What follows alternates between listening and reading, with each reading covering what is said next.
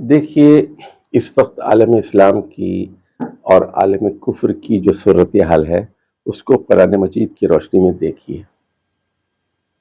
قرآن مجید کہتا ہے قاتلوہم کافہ کما یقاتلونکم کافہ، جس طرح وہ سب مل جل کر لڑ رہے ہیں تم بھی مل کر ان سے لڑو، جنگ کر. ایک تو یہ اصولی بات ہو گئی. اچھا، دوسری بات یہ ہے کہ امریکہ جب افغانستان میں آیا، اور ظاہر ہے کہ عراق میں فوجیں آ چکی تھی ان کی، وہاں سے فارغ ہو کے 1.5 لاکھ لوگوں کو مار دیا اس نے. پہلے تو 1945 میں اس نے جاپنیز کو مارا، اس کے بعد دھاک بیٹھ گئی، پھر 20 سال تک 55 سے 75 تک وہ ویتنام اور لاؤس میں بمباری کرتا رہا، لاکھوں لوگوں کو مارا. اس کے بعد عالم اسلام پر جو ہے اس نے بمباری کی، 1.5 لاکھ عراقیوں کو مارا، اور اس کے بعد فوراً پہنچ گئے وہ افغانستان. اب دیکھیے کہ اس نے یہ کیا کہ ہر ملک کو مجبور کیا کہ آپ 5-5 ہزار فوج بھیجیں، 2000 بھیجیں، 1000 بھیجیں. یونائٹڈ. اچھا، قرآن کہتا ہے سورہ قمر میں سَيُهْزَمُ الْجَمْعُ، کہ یہ جو اتحادی قوتیں ہیں یہ شکست کھا جائیں گی. اور ایسا ہی ہوا. یہ بشارت ہے نا قرآن مجید کی. اچھا، اس کے لیے ایک تدبیر ہے، ایک تو اتحاد ہے، فوجوں کا اتحاد. دوسری جو تدبیر قرآن مجید بتاتا ہے وہ ہے پولنگ آف ریسورسز. دیکھیے سورۃ الکہف میں ذوالقرنین کا قصہ بیان ہوا ہے. ذوالقرنین نے پہلے مشرق کی طرف سفر کیا، پھر مغرب کی طرف، فاتح عالم، اور اس کے بعد پھر شمال کی طرف. تو وہاں جب وہ گئے تو اللہ نے وہ ان سے کہا کہ اب تمہاری مرضی ہے، تم کیسے حکومت کرتے ہو. تو ذوالقرنین نے کہا کہ اگر میں ظلم کروں گا تو تم مجھے پکڑے گا. خدا کا خیال غالب تھا ان کے اوپر، اپنے آپ کو بڑی چیز نہیں سمجھتے تھے. بہرحال وہاں ایک قوم ان سے ملی جو ان کی زبان بمشکل سمجھتی تھی. انہوں نے کہا کہ یہ درہ پاڑ دیجیے، ہمیں یاجوج ماجوج تنگ کرتے ہیں، اس کے لیے ہم آپ کو خرچ دینے کے لیے تیار ہیں، ٹیکس دینے کے لیے تیار ہیں. انہوں نے کہا میں بے لوث آدمی ہوں، میرے پاس اللہ کا دیا بہت ہے، پیسہ نہیں چاہیے تمہیں. لیکن I have ideas, I have technology. Manpower سے اور مٹیریل سے اور خام مال سے میری مدد کر. اب 3 چیزیں ہوگی دیکھیے. ایک ہے آئیڈیاز جو میرے پاس ہے، میرے پاس فوج بھی ہے، اور لیکن خام مال تمہیں فراہم کرنا پڑے گا، مٹیریل اور لیبر تم کو فراہم کرنا پڑے گا. صحیح. اب اس کے بعد وہ کہتے ہیں کہ لوہا لاؤ، پیتل لاؤ، زبر الحدید لے آؤ، دہکاؤ، ٹیکنالوجی ہے ان کے پاس. اور اس کے بعد وہ پاٹ دیتے ہیں 2 پہاڑوں کو، اور کہتے ہیں کہ اب ان میں اتنی استطاعت نہیں ہے کہ اس کے اوپر چڑھ سکیں یا اس کے اندر نقب لگا سکیں. اچھا. تو اس کے بعد پھر وہ یہ کہتے ہیں جب بند تعمیر ہو جاتا ہے اور وہ محفوظ ہو جاتے ہیں، وہ کہتے ہیں ھذا من فضل ربی، ھذا من فضل ربی. اور اس کے بعد وہ کہتے ہیں لیکن جب قیامت کا دن آئے گا تو یہ ساری چیزیں ریزہ ریزہ ہو جائیں گی. اچھا اچھا اچھا اچھا. تو ذوالقرنین کی جو قیادت ہے وہ ایک مثال ہے دنیا کے لیے کہ ان کے پاس آئیڈیاز ہے، فکر ہے، اور آئیڈیا بڑی اہم چیز ہے نا. جہان تازہ کا، جہان تازہ کی افکار تازہ سے ہے نمو، کہ سنگ و خشت سے ہوتے نہیں جہاں پیدا. تو سنگ و خشت کی بھی اہمیت ہے، لیکن صرف سنگ و خشت کو جو ہے نیا جہان نہیں تعمیر ہوتا. صحیح بات ہے، بالکل صحیح بات ہے. جہان تازہ کی افکار تازہ سے ہے نمو. نئی دنیا کی تعمیر نئے خیالات سے ہوگی. تو اب دیکھیے ہمارے پاس ایٹم بم بھی ہے، ہمارے پاس پیٹرو ڈالرز بھی ہیں، ہمارے پاس ذہین ترین لوگ بھی ہیں. ابھی ہندوستان سے 5-6 دن کی ہماری جنگ چلی، ہمارے کمپیوٹر کے ایکسپرٹس نے وہ کارنامہ دکھایا، دنیا حیران ہو کے رہ گئی. اس کا مطلب ہے اللہ نے ذہانت ہمیں دی ہے نا. صحیح دی ہے، بالکل دی ہے. تو اس ذہانت کو، یہ کسی کے باپ کی جاگیر نہیں ہے. یہ ذہانت اگر وہ صومالیہ میں ہے یا سوڈان میں ہے یا یمن میں ہے یا سعودی عرب میں ہے یا کویت میں ہے یا شام میں ہے، اردن میں ہے، یہ پوری امت مسلمہ کا سرمایہ ہے. تو پولنگ آف ریسورسز بہت ضروری چیز ہے، پولنگ آف ریسورس. اچھا، اب آ جائیے کہ تحریک اسلامی پاکستان کے لیے نیا بیانیہ کیا ہونا چاہیے. اس میں 2 باتیں ہیں. پہلی بات یہ ہے، ہمیں یہ طے کرنا ہے، یہ بات بھی اب کھل کے سامنے آ گئی کہ جو 71 کے الیکشن ہوئے تھے اس میں ہم جیت رہے تھے. یہ تو آئی جی پولیس جو ریٹائرڈ ہیں انہوں نے انکشاف کیا کہ وہ دھاندلی ہوئی اور بھٹو کو جتوایا گیا خامخواہ. وہ بھٹو نہیں جیت رہا تھا، وہ جماعت اسلامی جیت چکی تھی الیکشن کو. تو ظاہر ہے کہ یہ چیز نہیں دی گئی.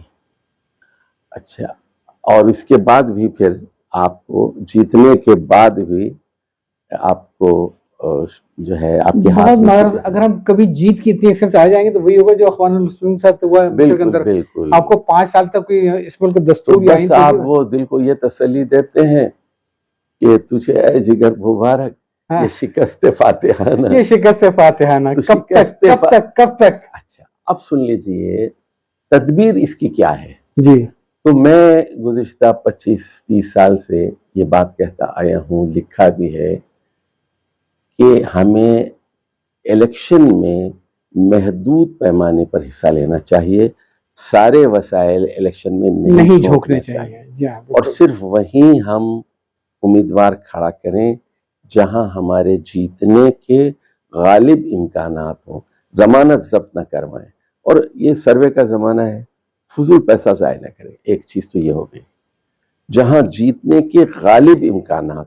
ہار بھی جائیں کوئی مسئلہ نہیں، لیکن ہاریں بھی تو ایک اچھے چھوٹے مارجن سے ہاریں، بڑے مارجن سے نہ ہاریں، ضمانت ضبط نہ ہو. دوسری بات یہ ہے کہ ہم نوجوانوں پر کام کریں.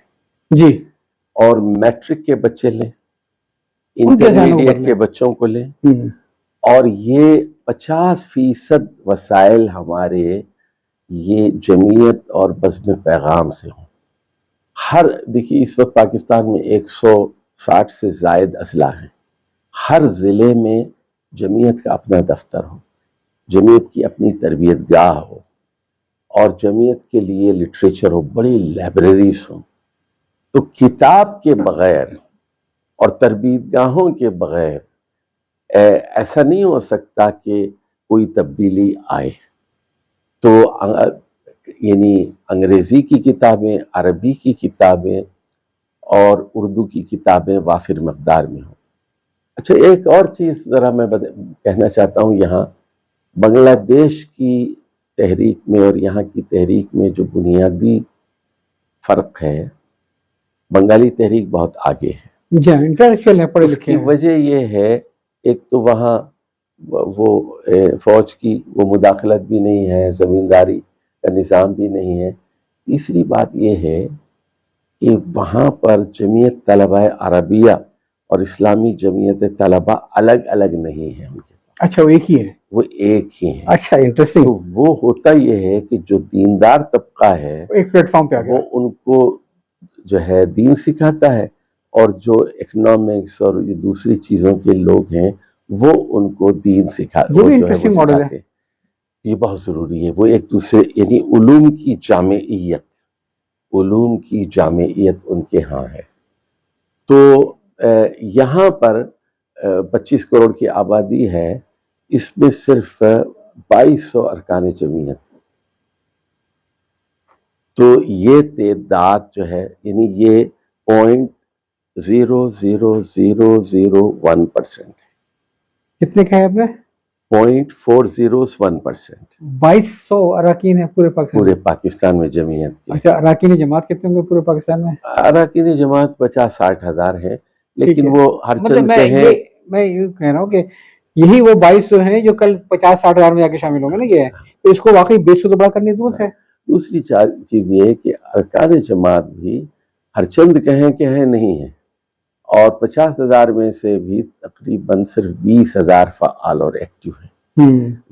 نظم کی وہ گرفت نہیں رہی، وقت پر وہ نہیں آتے، لٹریچر وہ نہیں پڑھتے.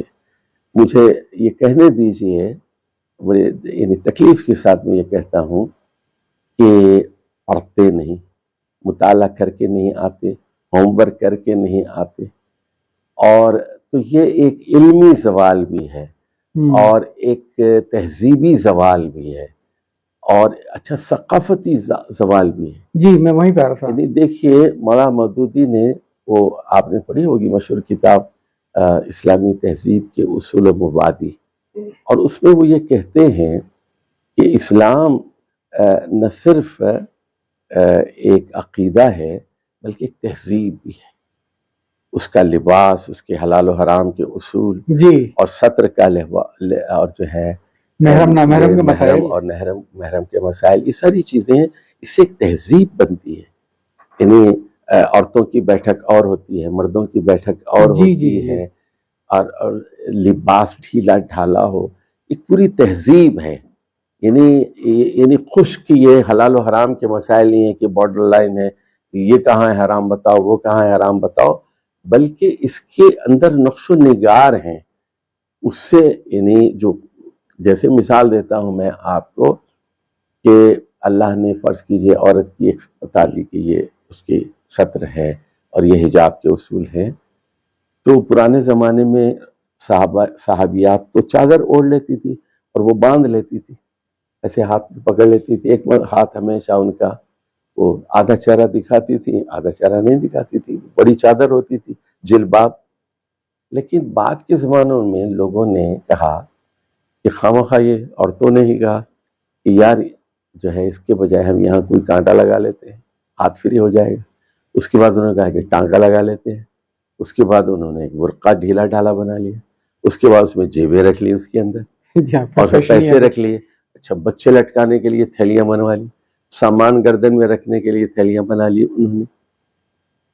تو ایک پوری تہذیب کے سینے کو بچانا ہے، گردن کو بچانا ہے، بالوں کو بچانا ہے، اور ڈھیلا ڈھالا لباس اختیار کیا جائے تاکہ خطوط بدن نمایاں نہ ہو. بالکل بالکل بالکل. اچھا یہ حکم نہ صرف عورتوں کے لیے، مردوں کے لیے بھی ہے. تو اب مغربی تہذیب کے اثرات یہ ہیں، لوگ ٹی شرٹ میں آ رہے ہیں. وہ حلقے کا امیر ہے، ناظم ہے، امیر ضلع ہے، ٹی شرٹ میں آ رہا ہے، جین میں. اچھا مسجد میں آ کے نماز پڑھ رہا ہے، ظہر کی نماز، اور وہ رکوع میں جا رہا ہے اور پیچھے سے جو ہے اس کی سطر جو ہے وہ نمایاں ہو رہے. تو اب یہ کہ یہ صورتحال ہے. تو اچھا دیکھیے پھر تحریک میں جو لوگ ابتدا میں شامل ہوئے، ان کا جذبہ تبلیغ، ان کے پاس کتاب ہوتی تھی، کتاب پڑھتے تھے، پڑھاتے تھے، ایک سے لے کے دوسرے کو دیتے، تم پڑھو تم پڑھو. تو یہ اس تہذیب کو ہمیں عام کرنا پڑے گا. اچھا دیکھیے میں نے امریکہ میں ایک مرتبہ عربی زبان کا ایک کورس لیا، 20 دن پڑھایا وہاں پر. آپ یقین کیجئے 20 دن کا کورس تھا، کوئی آدمی لیٹ نہیں آتا تھا، سب 8 بجے موجود ہوتے تھے. اچھا 19ویں دن میں نے امتحان لیا اور کہا کہ کل میں جو ہے اچھا امتحان میں بھی 100% حاضری. اچھا ایک آدمی بھی غائب نہیں ہوا. اور اس کے بعد میں نے کہا کہ امتحان کے بعد ہی میں ایک دن پڑھاؤں گا آپ لوگوں کو، اور جو امتحان لیا ہے وہ بھی میں جو ہے اس کو بتاؤں گا. تو سارے لوگ آخر وقت تک 5 بجے تک بیٹھے رہے. اب ہو گیا ختم، سرٹیفکیٹ میں گئے بھاگو، ایسا نہیں ہوا. تو اس کا مطلب یہ ہے وہاں کی بھی ایک مثبت تہذیب ہے. ان کی اریانی، ان کی فحش زبان، ان کی گالیاں، وہ تو ان کے ماتھے پر ایک داغ ہے مغربی تہذیب کی. لیکن بنیادی آدمی مسئلے پڑھتا ہے جی جی وہ پوری طرح کورس میں آخر وقت تک کلاس میں حاضری 100% ہوتی ہے ان کے اندر. جو آتا ہے وہ سوچ سمجھ کر آتا ہے. اچھا یہ پھر اس میں ہمیں کرنا یہی پڑے گا کہ نوجوانوں کو ہم تیار کریں. اچھا اب یہ میں اکثر کبھی درس دینے کے لیے جاتا ہوں نا، لوگ بلاتے ہیں، وہاں دیکھتا ہوں کچھ بوڑھے بیٹھے ہوئے 4-5. میں نے کہا کہ یار میں نہیں دوں گا درس، نوجوان لاؤ پھر میں درس دوں گا. جیسے قرآن خوانی میں ہوتا ہے کہ صرف 2-4 خاندان کے محلے کے بوڑھے لوگ ہیں بیٹھے ہوئے اور نوجوان جتنے سب باہر کھڑے وہ سڑک کچھ کے پاس. سمجھتے بھی نہیں، اور میں جو ہے قرآن مجید سے کچھ نئے نقطے بیان کر رہا ہوں، اس کو حالات حاضرہ پر منطبق کر رہا ہوں، اور اس میں سے اقتصادی مسائل نکال رہا ہوں، اس میں سے میں فورن پالیسی نکال رہا ہوں. ظاہر ہے اس کے لیے وہی چاہیے ینگ. تو اب وہ ذہین لڑکے ہوں گے تو بات سمجھیں گے. تو یہ بڑا مسئلہ ہے. تو نوجوان دیکھیے، نوجوان اگر 20 سال کے نوجوان پہ کام کرتے ہیں، it's a long term investment. یہی میں وہ 40 سال تک پھل دے گا. 65 سال والے کو پڑھا رہے ہیں تو کیا فائدہ اس کا؟ 20 سال والے کو پڑھائیں تو پھل دے گا. تو اس لیے یہ بات میں نے مرحوم پروفیسر خورشید احمد سے بھی یہ بات کہی اور انہوں نے میری تائید کی. میں نے یہ بات منور حسن صاحب مرحوم سے بھی کی، لیکن منور صاحب کہتے تھے کہ میرے پاس وسائل نہیں. تو میرے پاس وسائل نہیں ہیں، بلکہ میں نے ان سے، چونکہ میں منصورہ میں تربیت گاہ کا انچارج تھا کوئی 8-10 سال تک، اور ہر مہینہ 3-4 دن کے لیے، 1 ہفتے کے لیے منصورہ جاتا تھا میں. تو ہر ماہ منور صاحب سے ملاقات ہوتی تھی اور میں ان سے، تو میں نے کہا کہ یہ جو منصورہ کی تربیت گاہ ہے، اب اس کو موبائل کر دیں، آپ اس کو ہر ضلع میں جائے. انہوں نے کہا کہ میرے پاس وسائل نہیں.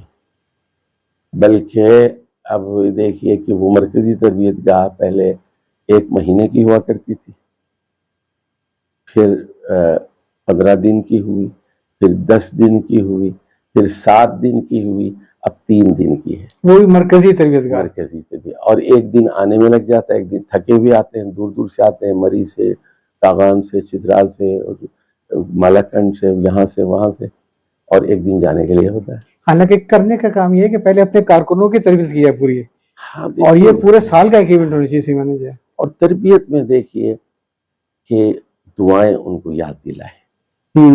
یعنی میں کہتا ہوں ہمارے ہر آدمی کو 100 دعائیں یاد ہوں، اللہ سے اس کا تعلق مضبوط ہو، اچھے اخلاق ان کو سکھائے جائیں، نشست و برخاست کا گفتگو کا طریقہ ان کو سکھایا جائے.